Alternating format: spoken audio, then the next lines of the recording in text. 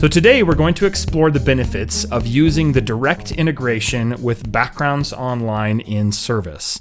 So we'll take a look at how to run background checks, then we'll discuss what this enables in your system and how to engage with that data. And finally, we'll explore the process of integrating Backgrounds Online into your CERVIS account so that you can take advantage of these options. So the first thing I want to walk through is if you have background checks enabled, how to run those through CERVIS. So under the Volunteer Management heading, there is a menu item called View and Manage Background Checks. If you have not enabled this in your system configuration, this will be grayed out. We'll look at enabling this a little bit later. But if we click into this, we can see here a menu to order and view all of the background checks that are either in progress or need to be reviewed, or even potentially those that have been finalized. So on this page, we can run searches. You can search for volunteers based on their name, different things like that. But the first thing that I want to show is submitting a new background check. If you're looking to run a background check for one individual, click on Submit New Background Check. This will pull up a menu where you can select an individual. So we can search for someone by name. And then from there, we can select which type of background check we'd like to use. There are several built-in or default options, and you can also have custom background checks created through Backgrounds Online. Again, we'll look at these package options a little bit later. These are managed in Backgrounds Online.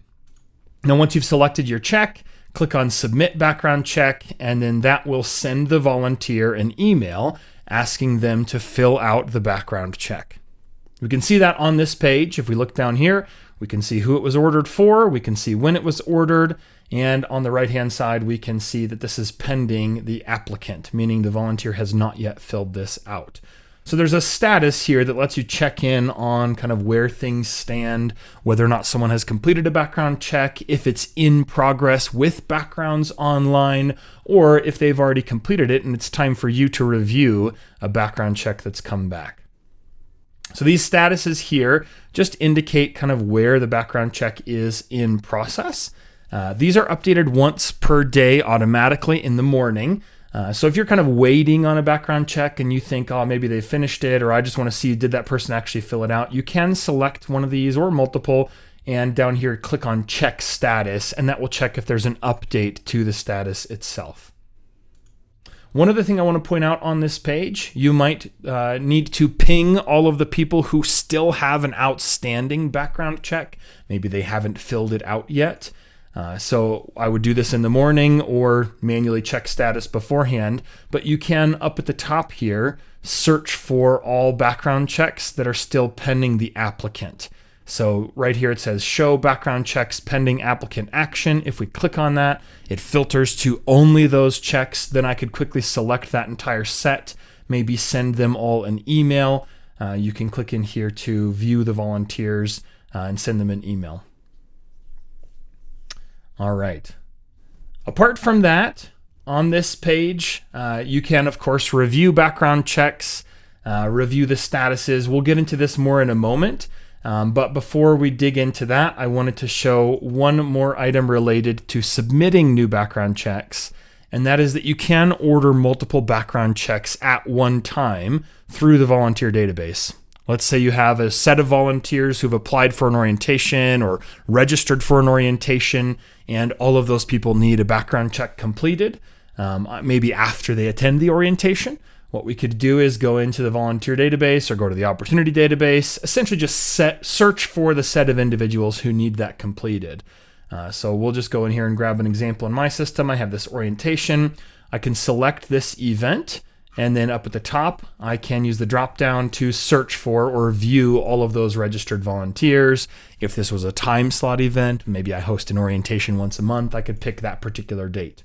But I can go and view those people. Again, there's a lot of different ways to search for volunteers. This is just one example. But once I've searched for that set of individuals, I could select them all. And then in the drop-down menu here, I can say Submit Background Check. So you can do this in bulk for up to 20 at a time. When I click on Submit Background Check, then it tells me how many people, and then I can pick which type of background check. And that would just send all of them that email at one time. Now, in regards to the email that the volunteer receives, because when you submit a background check for someone, they have to fill it out, right? The background check is being completed by Backgrounds Online, meaning they have to get the information from that volunteer. So when you submit a background check here, it's going to send these volunteers an email, and you can view and edit that email in the system configuration. So under System Management, if we go into Edit System Configuration, in particular, straight into Email Message Content, from here, we can scroll down a little bit and we will see a background check email. So the background check email message is right here. It's pretty generic. It's pretty straightforward. You certainly don't need to make any changes to this, but if you'd like to customize the language in here or modify that, you definitely can. There are some variables being used in this case. So the volunteer's first name is up here, and then a little bit further down in the email is a background check link, and this will actually show up as a button. These variables should probably be present in that email. If you make heavy changes to this, you want at least the link in here because that's how someone actually fills out the background check. As with any variable in Service, those are listed in the information box here, and you can see that data there. If we click to view or preview this email, this will show us kind of what it looks like in context, and you can see kind of what that button looks like. And of course, you can change it and move it around if you need to. Okay, so once a background check is submitted, again, the volunteer is asked to fill it out with Backgrounds Online. Once they've filled it out, then it'll be in progress. Once Backgrounds Online completes the background check, then it'll be marked as either clear or review. This does not indicate whether or not you need to pass or fail someone. That's still up to you. But it will give you the information that you need to know in terms of, hey, this has been completed. It's time for you to review it. We can also see the icons here on the right-hand side. These check marks are flashing. We also see that on the main dashboard. If we back up, if you have any background checks that need to be reviewed by you, either passed or failed, again, finalized, then this icon will be flashing as well. If we click into this menu, you can also quickly search for all background checks that are awaiting review in that same area where we can see the ones that are pending applicant. So if you want to quickly narrow that down, you certainly can.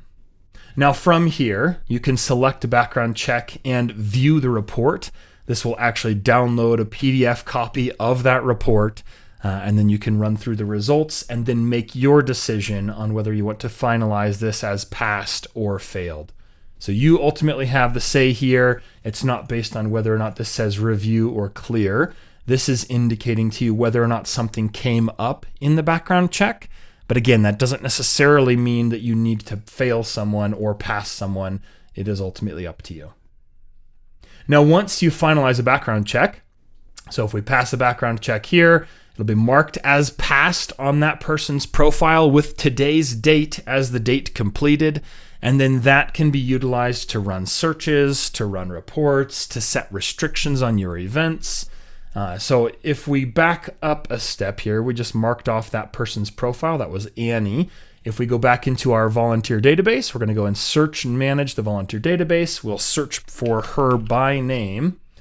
And if we click into view her profile details now, if we scroll a little bit through here, we can see volunteer background check complete. Yes, passed.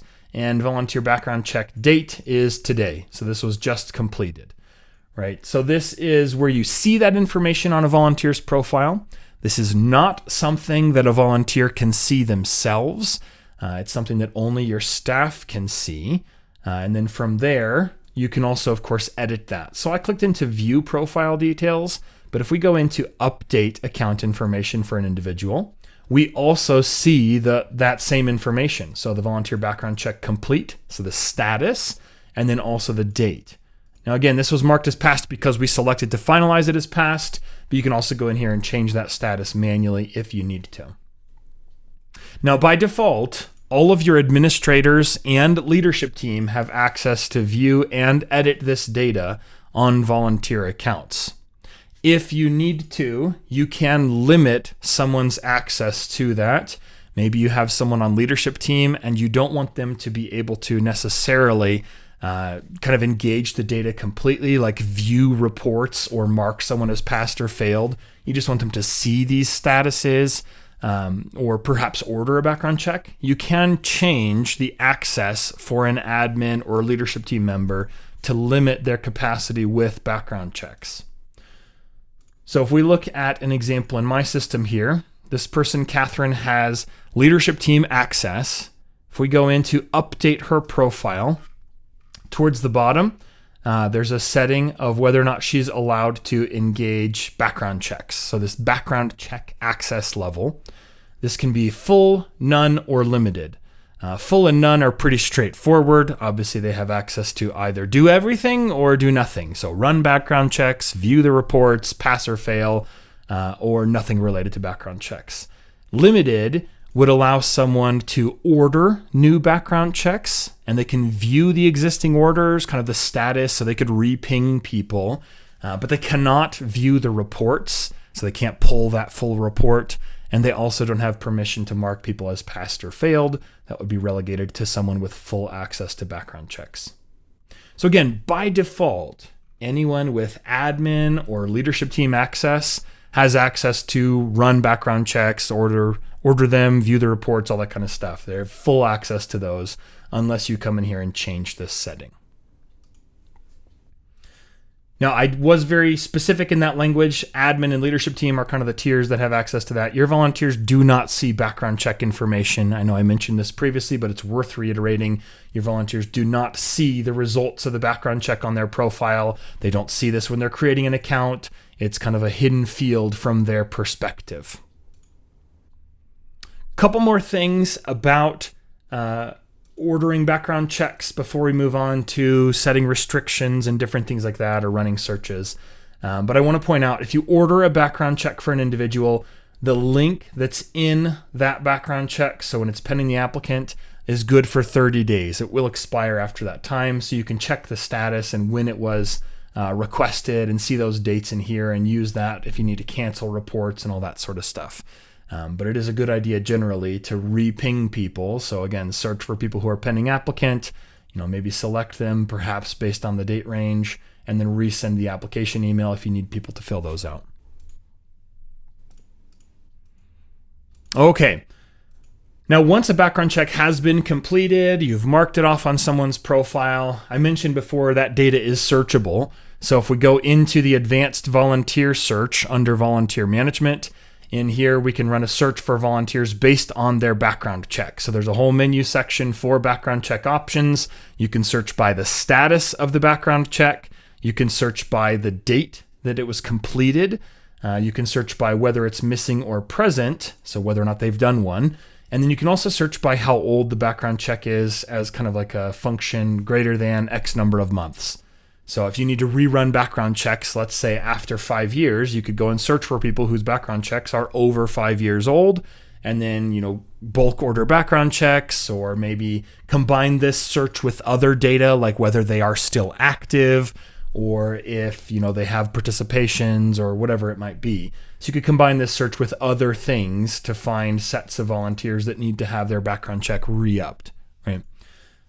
So you can run searches by all of that kind of data. And then another very important use case for background checks is when you are creating opportunities, you can set restrictions based on that status. So when you create an event or a project, you can use the restriction section to select who is permitted to register. Do I only want to take people who have passed a background check? Then you would select that specifically through here.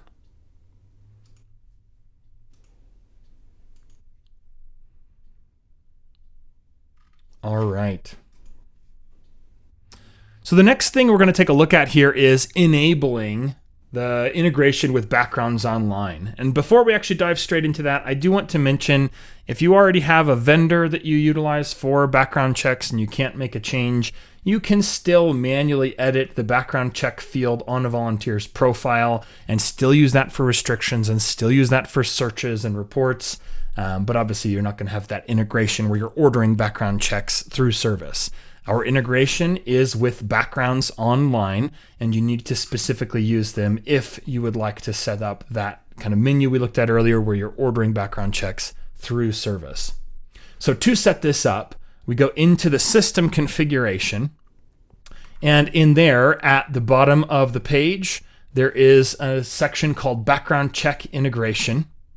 In here, if you expand this, if you've already integrated with Backgrounds Online, you would see your information here, so it's very easy to tell whether or not you have. If you do not have any information here, you can click here to create or manage your Backgrounds Online account. So in this menu, this takes you to a landing page with Backgrounds Online. Obviously, you can see this is service specific. We have special pricing with them. If you just go to Backgrounds Online and look at their pricing, it's going to be different than what you see on this page. But these are the default packages. You can kind of see a little bit of information here.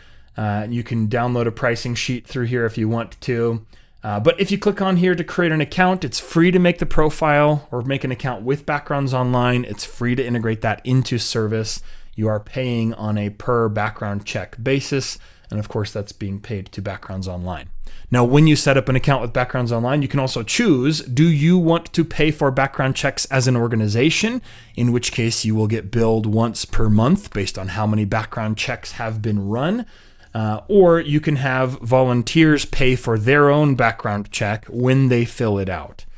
So that's an option when you set up your account with Backgrounds Online, and something you can choose when you set that up. I mentioned also you can create custom packages through them. That's a conversation you would have with Backgrounds Online once you've made an account with them. But once you've created an account, if you then want to enable that integration with Backgrounds Online in Service, then you simply place your account ID, username, and password in these three fields in the system configuration, update your configuration, and then once you've done that, you will be able to access the View and Manage Background Checks menu.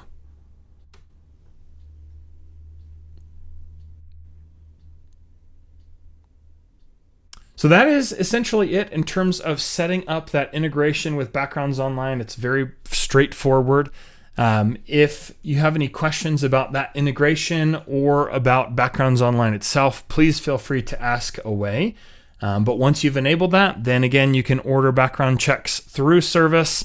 You can see the results in there. You can download the reports, mark people as passed or failed, and then use that to set restrictions on your events and kind of engage your volunteer database in that manner. So that is what you need to know in terms of running background checks in Service and how to set that up and utilize that. If you do have any questions related to this conversation or really anything else within Service, I always want to draw your attention to this Need Help button at the bottom of the page. This is how you engage with our customer support team. If you click on this Need Help button, it says, how can we help? And then it will ask through here, or if you type in a question through here, you will see articles that have to do with that. So if we search for the term background check, you'll see articles that have to do with background checks, how to request and manage those through Service. There's also an article on setting up the integration if you want to have like written instructions on this process. I should also point out this article in particular. Let me pop this out and view kind of the larger version.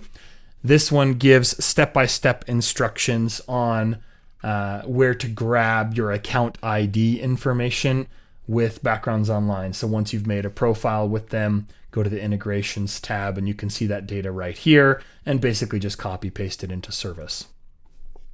So again, you can always search for topics through here and look at articles in here. If you like written instructions, this is a very useful tool. But apart from that, you can always click on Contact Us, submit a question to our customer support team, and they'll get back to you right away.